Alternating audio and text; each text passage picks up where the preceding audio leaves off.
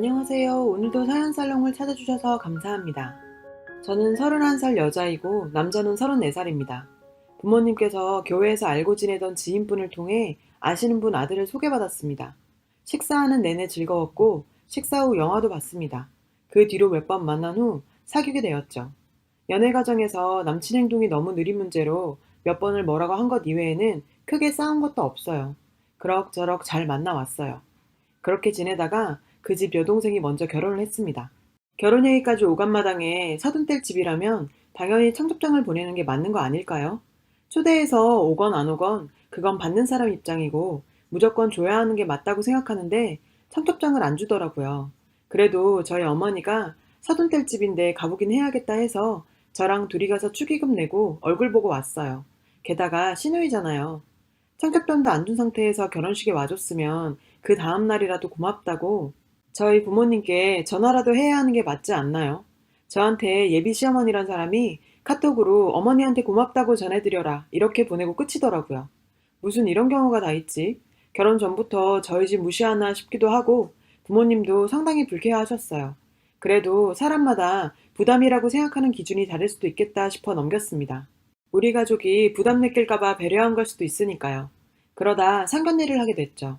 원래는 본인들과 부모님들 이렇게 보는 게 어떻겠냐고 했는데 남자 쪽 아버님이 가족 전체가 다 같이 보는 게 좋겠다고 해서 전체 다 보기로 했습니다. 남친 쪽은 본인, 아버지, 어머니, 여동생, 여동생 남편 이렇게 나왔고 우리 집은 저, 아빠, 엄마, 남동생 4명 나갔어요. 상견례의 기본 옷차림이 뭔가요? 당연히 양가 식구들이 다 만나는 자리에서 첫인상이 중요하기 때문에 남자는 정장, 여자는 단정한 원피스나 정장을 입는 게 보통 사람들의 생각이죠. 상견례 때 첫 이미지가 얼마나 중요한 자리인데 정말 가관이었습니다. 저희 엄마는 아침 일찍 일어나서 헤어샵 가서 머리랑 메이크업 받으시고 출발하셨거든요. 가족들 모두 정장을 입고 갔습니다. 그런데 남자친구 쪽은 약속 시간도 20분이나 늦었으면서 아버지 야상 자켓에 어머니는 머리도 안 말린 채 화장도 안 하고 가디건을 입고 오셨고 여동생과 남편이란 사람은 흰색 라운드 티에 회색 가디건 커플룩으로 이렇게 입고 왔습니다.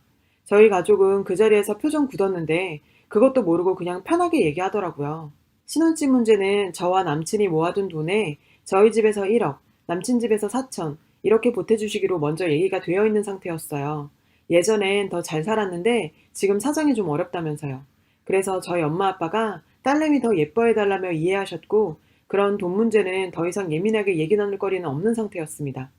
원래 상견례 자리에서는 말을 아껴야 하고 할 이야기는 적당히 해야죠.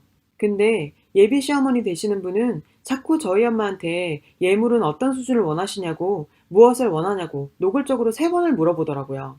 원한다고 얘기하면 다 해줄 건가요? 저까지도 기분이 많이 나쁜 상태에서 상견례가 끝났어요. 제가 부모님한테 잘 얘기해서 잘 풀었지만 저 역시 찜찜하긴 하더라고요.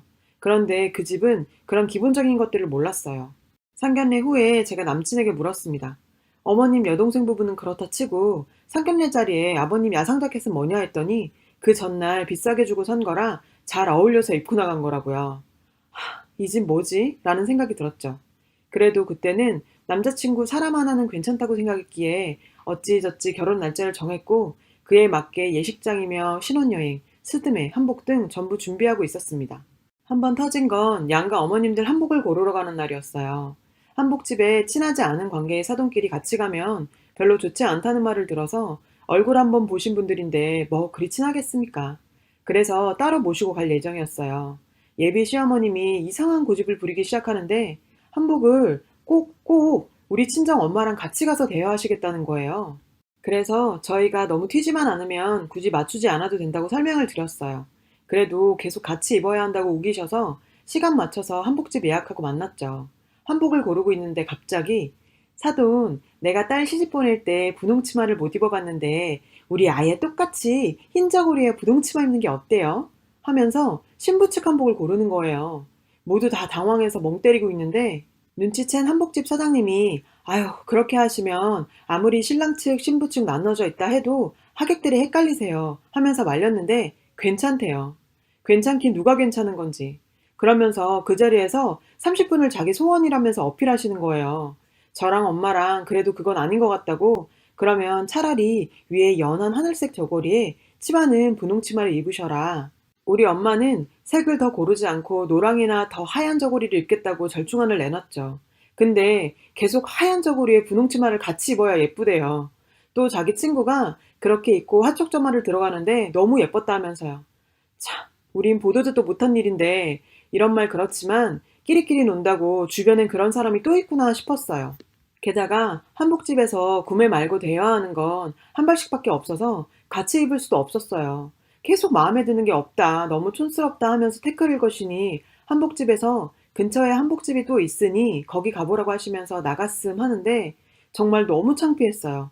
게다가 나오는데 한복집 사장님이 저한테 귓속말로 시어머니 자리 보통 분이 아니신 것 같은데 힘드실 것 같아요 하시더라고요. 나와서 다른 한복집 두 군데 더 가봤는데 결국 못 골랐어요. 원래 끝나고 아버님들도 다 오셔서 같이 저녁 먹기로 했었거든요. 만나서 잘 골랐냐고 하는데 저 얘기를 해맑게 하시더라고요.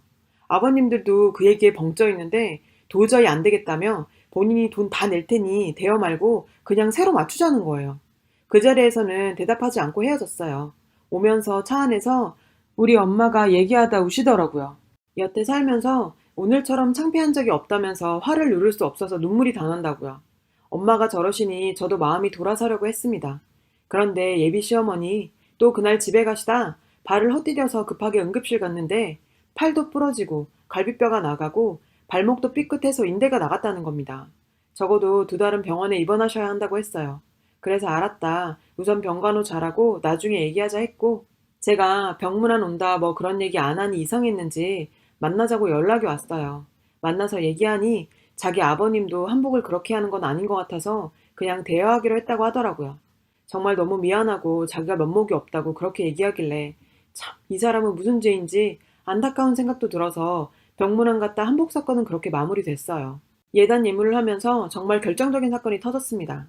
우리 부모님은 딸내미 시집 보낸다고 남부럽지 않게 해보내려고 예단비 1,000만 원 보내고 시댁 부모님과 양쪽 시 외할머니 댁에 이불 좋은 거 보내셨어요. 근데 예단비 1,000만 원에서 200만 원 돌아왔더라고요. 저희 엄마가 결혼 준비하려고 목돈을 쓰다 보면 갑자기 여력이 없는 경우도 생기니 이해하자 하셨습니다. 근데 예물은 14K로 한 세트가 온 거예요. 저는 신랑 시계도 좋은 걸로 해줬거든요. 참, 이거마저 진짜 어떻게 부모님께 말씀을 드려야 하나 하고 있는데 그 다음날 예비 시어머니가 회사에 있는 저를 불러내시더라고요. 줄 게 있다며 내미시는데 시집 잘 간 사람들만 받는다는 그 이름도 유명한 샤넬백이었어요. 압구정 현대백화점 매장에서 800만 원 주고 어렵게 구한 한정판 모델이라고 몇 번을 말씀하시면서 생색을 내더라고요. 우리 집 들어오는 며느리니 이 정도는 해줄 수 있다고요. 자기 쪽 친인척 만날 때 꼭 들고 나오라고 하더라고요. 명품백에 대해 1시간을 그 얘기를 하셨어요. 네, 네, 알겠어요. 감사합니다를 몇 번 이야기했는지 모르겠네요. 저는 명품백에는 관심이 없었어요. 뭐든 나한테 맞고 예쁘면 된 거죠. 그래도 저를 이렇게 챙겨주시니 좋았는데 똑같은 생색을 2시간가량 듣고 있으려니 좀 질리긴 했어요. 그냥 받지 말까 생각도 들 정도로요. 집에 들고 가서 엄마 아빠께 14K 세트랑 샤넬백 자랑도 하고 예물로 온 백이니 나름 살펴봤어요. 파우치도 고급스럽게 되어 있었고 디자인이 정말 이쁘긴 이쁘더라고요. 근데 샤넬 로고를 자세히 보니 기스가 있는 게 보이는 게 아니겠어요? 명품백은 검수를 잘 하겠죠? 그 기스가 너무 눈에 띄었어요. 비싼 백이니 이대로 들기가 좀 그랬죠. 시어머니가 말한 백화점 매장으로 갔어요. 매장 직원에게 백을 보여주며 기스가 난 로고 부분을 설명했어요. 직원은 이 정도 스크래치면 교환이나 환불이 가능하다고 하면서 잠시 기다려달라고 하더라고요.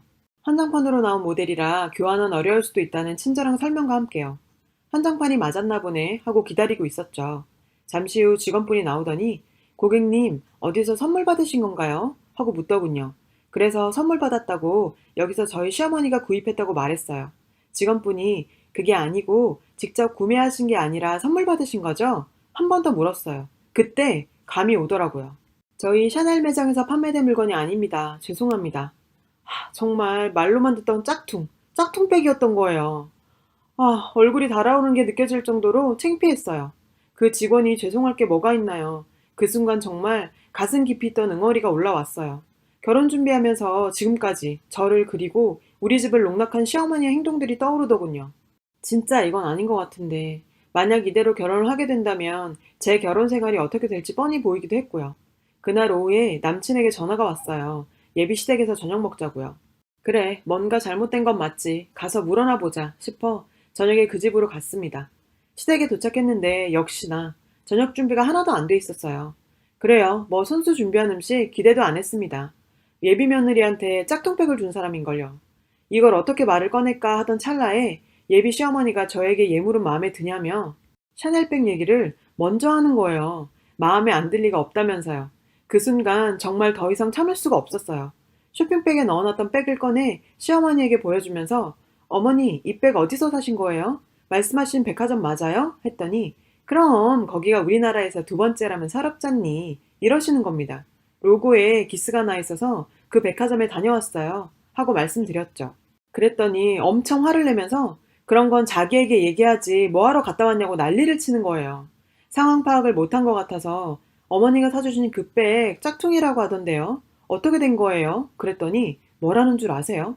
오히려 저에게 더 화를 내면서 저보고 속물이래요. 백이 진짜든 가짜든 뭐가 그렇게 중요하냐면서 사람 마음이 중요한 거랍니다. 제가 속물이어서 안타깝다고요. 화가 난 상태로 사람 마음이 그렇게 중요한 분이 어떻게 거짓말을 할 수가 있어요? 마음이 중요하죠. 사람이 마음에서 우러나면 행동 거지도 다르게 돼 있는 거예요. 우리 집을 조금이라도 생각했다면 어떻게 이딴 행동이 나와요? 정말 너무한 거 아니에요? 그랬더니 남친이 제 팔을 잡아 흔들면서 저보고 미쳤냐고 하더라고요. 미쳤냐고? 너 마마 보이니? 미친 건 너랑 네 엄마야. 지금 이 상황이 어떻게 돌아가는지 하나도 모르겠어. 야, 누가 예비 사돈집에 짝퉁백을 보내냐? 마음 좋아하시네. 너넨 진심이란 걸 거론할 가치도 없어. 어떻게 인생을 쓰레기같이 살고 배우면 이런 행동을 하니? 너네 집 좀 살았다고 난리치길래 그 거짓말도 귀엽게 받아주려고 했어. 그러면서 나한테 받는 건 백화점에서 싹 다 받고 줄 때는 14K에 짝퉁백을 줘? 누구한테 부끄러워서 말도 못하겠다. 그게 잘 사는 거 본 적이 있는 집 구석이냐? 솔직히 이 결혼도 너네 거저먹으려고 한 거 맞잖아. 못 사는 게 죄냐? 왜 그걸 부끄러워해? 너네 같은 인간들이 더 사람 무시하는 거야. 사람이 겸손하기라도 해야지 어디서 사기질이야? 네 엄마가 말한 그 가난한 마음에 내가 사준 이 시계가 가당키나 하냐? 시계도 내놔. 그리고 넌 이런 쓰레기나 들고 다녀. 그 짝퉁백을 남친 얼굴에 집어 던져버렸어요. 뒤돌아보지 않고 미련 하나 없이 그 집을 나왔습니다. 뭔가 후련했어요. 남친이 따라 나와서 제 팔을 잡는데 밀어버렸죠. 제가 힘이 센 건지 그 사람이 종이 인형인 건지 길에 나뒹굴더라고요. 집에 와서 부모님께 다 말씀드렸습니다. 알고 계셨지만 어차피 제가 결혼하려고 마음먹은 집안인데 엄마 아빠가 참아야 한다고 생각하셨다네요. 결정 잘했다고 안아주셨습니다. 아직 돌려받아야 하는 것들에 대한 절차가 남아있지만 부모님이 도와주셔서 잘 해결될 것 같습니다. 폭풍우가 지나고 나니 참 옛날 어르신들이 했던 말이 떠올랐어요. 결혼은 둘이 하는 게 아니라 집안과 집안이 하는 거라는 말 말이에요. 사람 정말 잘 보고 집안 사람도 정말 잘 보고 인연을 맺어야겠습니다. 지옥에서 탈출한 제가 너무 다행이라는 생각이 들어요. 글을 쓰고 나니 더 시원해지네요. 긴 글 읽어주셔서 감사해요. 여러분, 사연 댓글에 응원과 현명한 조언 부탁드려요. 좋아요와 구독은 저에게 큰 힘이 됩니다. 오늘도 좋은 일 가득하세요.